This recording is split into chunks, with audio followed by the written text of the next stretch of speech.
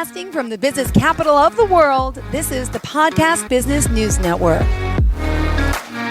Welcome back to the show. We are excited to have our metaphysical company here live today on the podcast and Zoomcast. Gina Crosheck, she's the owner of PrismsScape's Gems and Healing Center based out of Iowa City, Iowa. We're here to talk more about the work she does with energy, with healing, with crystals, and really just being in divine service. So we're excited she's back here today joining us live. How are you? I'm doing great. I have to say, beautiful fall day. I know. We have a beautiful summer day. It's 80 degrees here in New York. What is happening? We haven't had rain in weeks. It's just like this major heat up. It's breaking record books. But I won't say anything bad about it because it's enjoyable for now because we know the cold weather's coming in, right? But I have to just commend you for last week's show. Gina was the only one of my guests all day that wanted to dress up, play, and have fun. So I commend you on that, and you really put an extra spark in your step last week, and thank you for that. Thank you. You're very welcome. All right. Tell us a little bit about PrismsScape, what it is, and the website. Prisms, spelled Prisms, Scape, SCAPE.com. That's the website. Go ahead. What do you want to say? And so we are a crystal shop and a healing center. Mm-hmm. So we combine a whole variety of alternative healing modalities, including integrative kinesiology. We have craniosacral therapy, and we have meditation, of course, and Reiki. And past life regression. But, and we also have probably one of the largest varieties of crystals in the area. You sure do. Yes. Tell me. What type of crystals? Everything and anything, right? That can help with anything and everything. Pretty much. And so today, it would be fun to just talk, since we're coming into the season of Thanksgiving and gratitude and holidays, and a lot of people are pretty traumatized with the election. And so it seemed like it was very important to focus on some of the positive things that are related to our hearts and to our feelings. And so talking about unconditional love and what that means and some of the qualities. And I brought a few crystals to go along with it. Beautiful. Well, we're excited you did and glad that you're back with us. Thank you so much for that. And let's get started to talk more about these unconditional love and divine qualities of unconditional love, right? So where do we start? Strength? So, yes. So I was talking with a friend yesterday about it, and we sort of made a list of different characteristics contained within unconditional love. Okay. And before I get into them, I want to say that probably one of the ways in which I feel like I learned about unconditional love was dealing with family members who had different kinds of issues. And so many of us have struggled with some of the things going on with family members, particularly if there's addiction or abuse or things like that involved in terms of how we interact with them. And while we're interacting, we're still loving them unconditionally. We're not expecting, we just allow whatever is going on to unfold and do the best we can with love in our heart. And so to actually engage in that, one of the things we have to have is strength. It's real easy to walk away, but in most cases, when we're challenged with it, it becomes very important that we maintain our integrity. And so strength is one of them. Patience. Oh my goodness. Now, how patient are you with some others? I have 2 kids, 7 and 9. We live alone. My patience wears thin every day, and I try to remind myself, it's horrible, and I really need more patience. I need that patience and that strength to get through. I need both. I need a lot. Yeah. It's a lot. It is a lot. And you forget the virtue of patience and how amazing it can make you feel and be. So I need to work on that. Thanks for reminding me. Mm-hmm. Well, and it's also something to teach your children. Yeah. In terms of, going through it. And so, yeah. And one of the other things, and I have a stone for this one, is compassion. Ooh. So I think compassion is one of those things that I began to learn when my first husband was ill. Mm-hmm. And a lot of people didn't come to see him. And I was like, I wanted company. Yeah. And had to be at the house the whole day by himself. And because I was working in a high profile job at the university. And to come to an understanding and allow compassion to unfold and to understand that, a lot of people, it's almost impossible for them to be around someone who's ill. They hate to see the diminishment of the individual because they have this hero in front of them or this person that they've always loved. This is particularly true with our elders. And seeing your grandfather or grandmother go from one stage of life to another. And, it's just such a bother to go visit them or something like that. And so compassion and understanding when people are unable to fulfill what you want them to do. We have expectations of others. And so that is one of the more wonderful things to become familiar with and to be able to integrate it into our lives. That's one of the things that's part of being, if you're going to be unconditionally loving, that's one of the things that's going to be important to us. Yeah. In fact, there's a goddess, Kuan Yin, who is the goddess of compassion. Ooh. And Mother Mary is also the goddess of compassion. Okay. In terms of lending. It's one of those things where if you're in a situation and you're going, geez, I really wish I could have more of these qualities, then you might want to call on Kuan Yin or call on Mother Mary.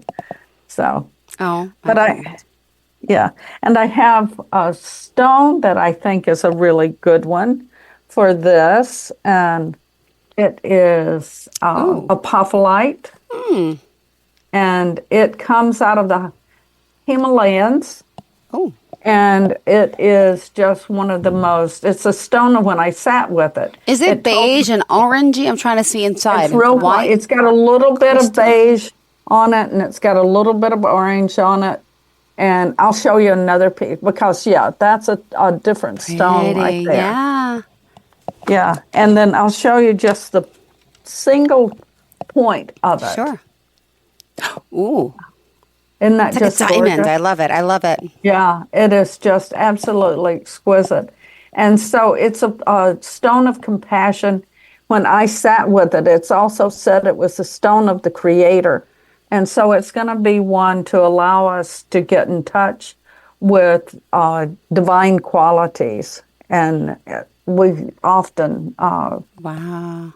I like which is something that all of us don't think about very often. But if you've got it with you, it can be very, very useful. Beautiful. Yeah. And so then we need to, if we're going to really work on building unconditional love or the ability to love unconditionally, we have to have respect. I think that that's one of the things that so many of us, we witness people not being respectful. And we're going, and of course, with my generation, it was something it was drilled into you. And, but not everyone accept the drilling. Some of us just, when we get into this whole business of judging others indiscriminately, then it starts to take away our ability to respect the individual who's there.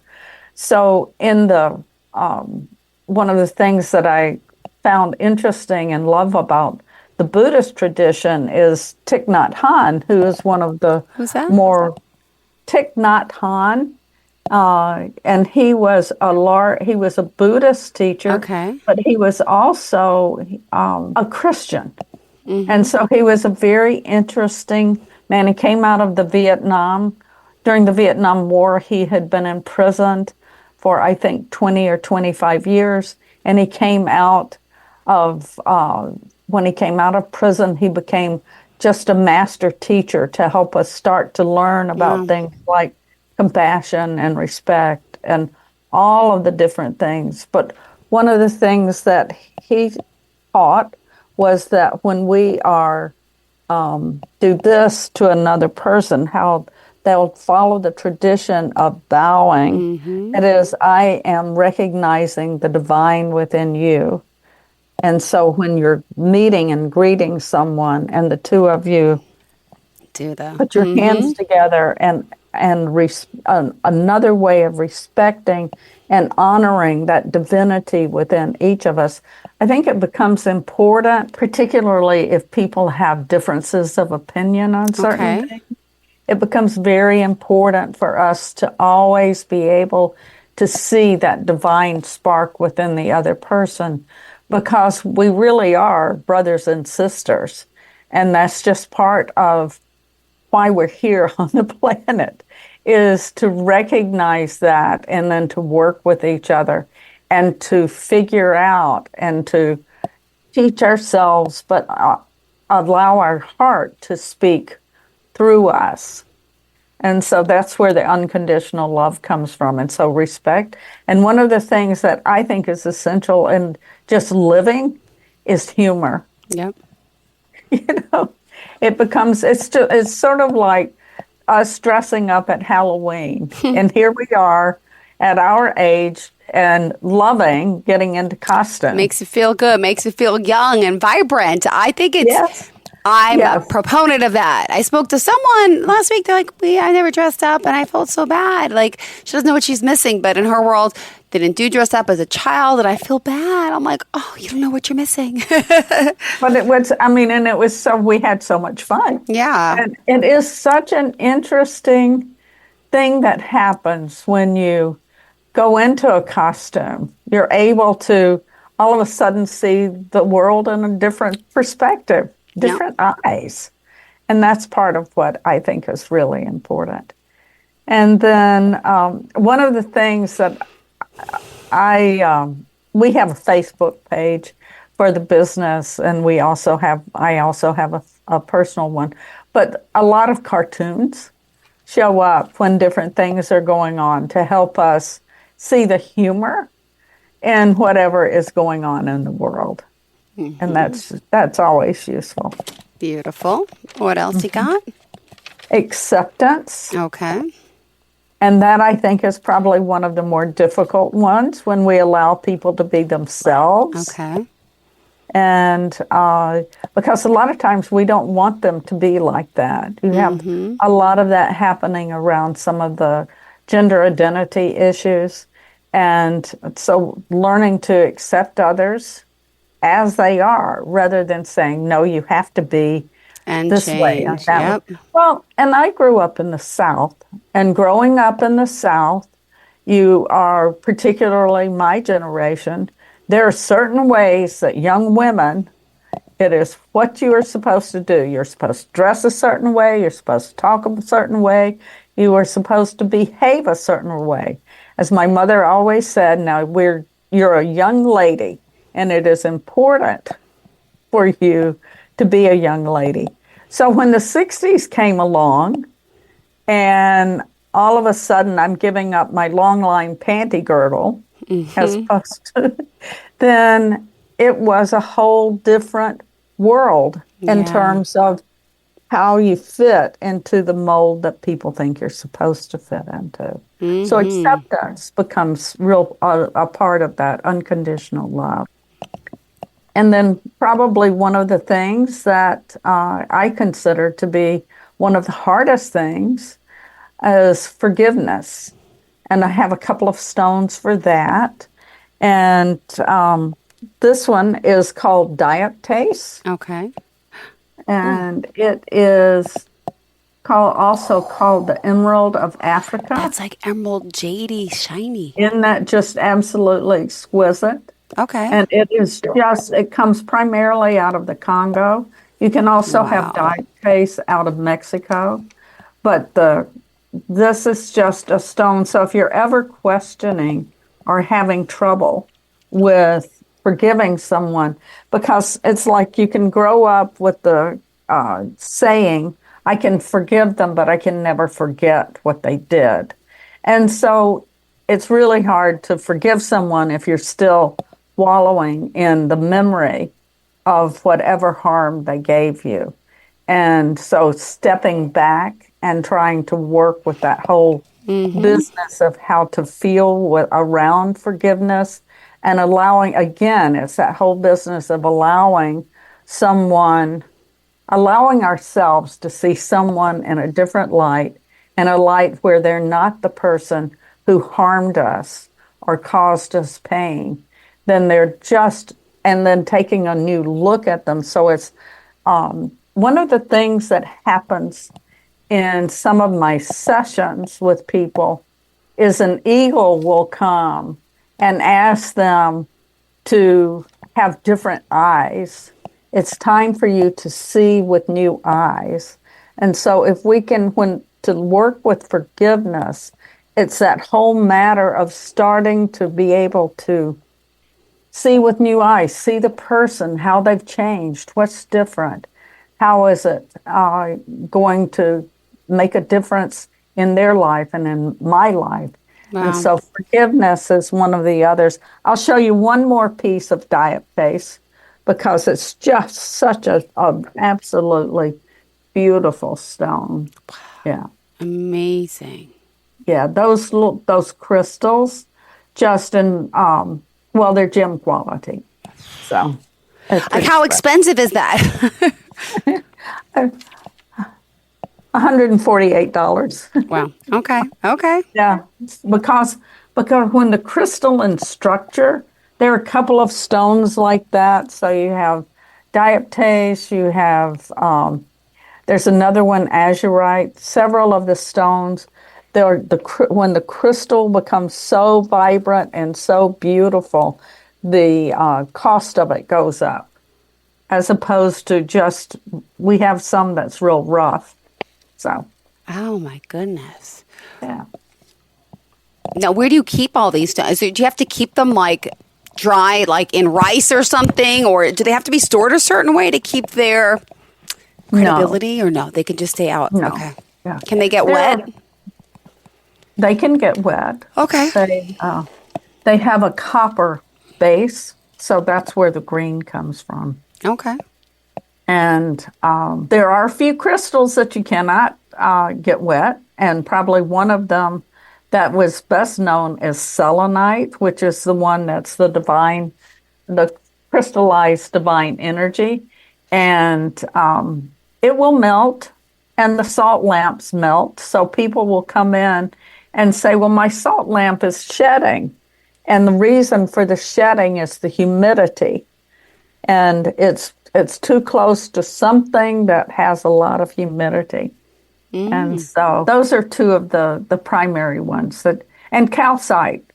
We were looking for spheres for a landscaping project. This family wants some large spheres. Okay. And which stones could we use in that kind of situation? And calcite, the different calcites, they don't do well. They're a real soft stone, so you need a really hard stone like an obsidian or rose quartz. Rose quartz can stay outside. Okay. Yeah. Does anything change the qualities or the principles of these, stones? Like heat, light, like anything we need to be aware of that could change its core in a sense? Its essence. So not the essence of the stone. Okay. The stone will always have its own essence. And but you can change, for instance, there are certain stones that will fade in bright sunlight. So it becomes important to keep them in indirect light. Okay. And heat, well, some of them will just break. Okay. If it gets too hot. So you don't want to put them on a stove and cook them. So, yeah, because otherwise you can disrupt the matrix of the stone itself. So it becomes important to keep them dry and to keep them out of the direct sunlight. So, yeah. Well, also, you mentioned the integrity and truth and strength, and these are all things. What's, I know it's unsettling at times, right? Let's say with the election, there's so much drama, and no matter who wins, it's like we have to all move on, live together, and but there are some people, I'm looking online at the news articles, that they are really devastated, and it's just like heartbreaking, but at the same time, it's like what could help them recover from this, And it doesn't matter what your political view is, but come on, we have an election. Those are the results. We're not going to change it. So let's embrace it and do the best we can. Is there anything that they should be thinking of doing? What type of stones do they need to get over this? I feel bad. The other side of me is like, no, you got to change your way of thinking. I shouldn't feel bad. So part of it, that's why we're doing this talk today. That's why we're talking about unconditional love. Yep. There's some stones that emit just the unconditional love. Okay. And this is one of them. It is a kunzite. It's a very pale pink. Okay. And so it's one that you could carry in your pocket. Okay. And here's a larger piece. Comes out of Pakistan. Okay. And it is, it's like there are no qualifications onto what the energy of this stone will do to help soothe you and to bring peace to you and to help you really calm down, start to put things into perspective. And another stone that does that as well is rhodochrosite. Ooh. It's a very different kind of stone. That's polished. Okay. Let me show you another couple of pieces. So this is one that has been shaped. Okay. And it's pink and white. Oh. So pink is one of the primary colors of the heart. The heart chakra is pink and green. And so that's why you've got the diaptase as well as the pink. But this one is probably one of the more interesting stones. Because it's banded. That's pretty.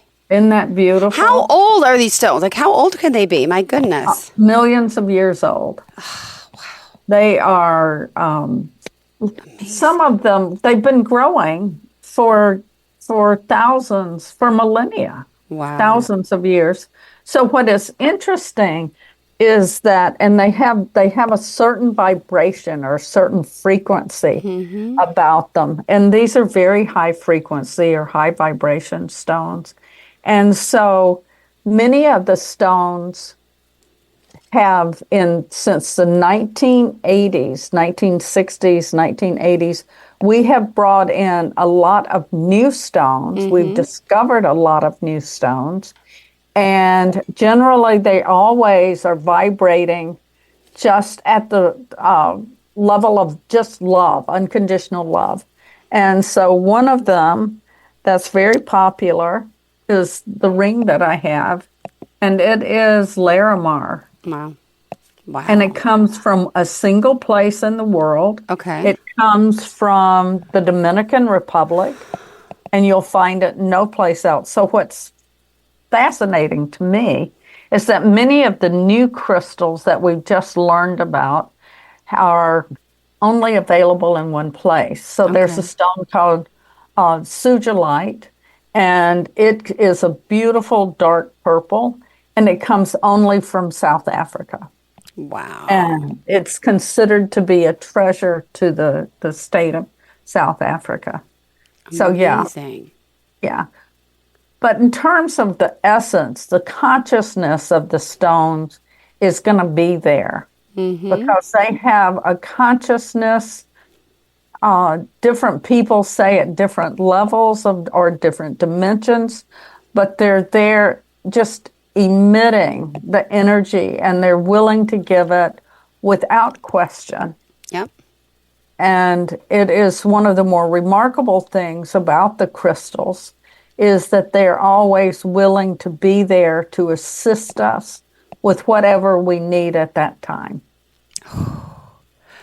Do people like sleep with these under their mattresses, under their Some bed, people under their sleep- pillow? yeah, some people do, yes, Oh. absolutely.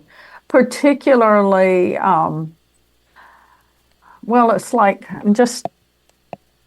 for instance, we have a stone called dragon skin quartz. Okay. And there are several of us who keep our dragons by our bedside, and they're good for absorbing whatever we're ready to get rid of, because at nighttime, once we do get to sleep, we start releasing. Mm-hmm. And one of our volunteers was talking about going to bed with one of the stones on her third eye, and then it falls off, and then she'll move it. But yes, people do sleep with them under their pillow, but you want to make sure about the energy of the stones in your bedroom, because sometimes they'll keep you awake. Really? Oh, yeah. We got to be careful how that could affect us. I didn't know that, Gina. Yes, because of the energy, the quality of the energy. We had one woman who had purchased a dragon skin quartz, a dragon, and she said that it kept her awake all night. And so she banished it to the piano room, to the music room, and then it started complaining. Oh, my gosh. And so I just said to her, I said, have you ever thought to ask it to be quiet and explain that you're going to sleep? And so she said, oh, I'll try that. And so she did, and it can now be in her bedroom. So one of the things that I have found is that because stones are conscious, it becomes very important for us to understand we can have a conversation with them. They understand when we ask them to be quiet, that they need to it's like with the kids when they get so ramped up, it's like settling them down. And so talking with them and just explaining what's needed at that time. Yeah. So. Well, thank you so much for being here, as always, joining us, guiding us, teaching us. How can we contact you, Ms. Crosheck? Tell us. So you can contact us at info@PrismsScape.com, PrismsScape, and the phone number is 319-351-2907. Beautiful. Well, thank you so much for being here, for joining us. And, thank you. It's going to be a good week, and we need everyone to kind of relax after the election, get through it. Stressful holidays coming up. But again, unconditional love, divine qualities. We could do this. Yes. And let's get things settled instead of being unsettled. Yes. Thank you so much. You have a fantastic day. Thank you very much. You're welcome. And to all of our listeners, stay tuned. We'll be right back with more. Okay. Bye-bye. Thank you very much. Bye-bye. Broadcasting from the business capital of the world, this is the Podcast Business News Network. It's Thursday night, and you're grabbing drinks with some friends. Started off with a pitcher for the table, which quickly becomes two. There's pool. Oh! And there's the photo booth. All right, everybody squeeze in. Say cheese! Followed naturally by an order of wings. And another. Can we get some extra ranch sauce? Then there's the ceremonial nightcap. So what are we doing this weekend? And lastly, it's back to the car, which, if you're buzzed,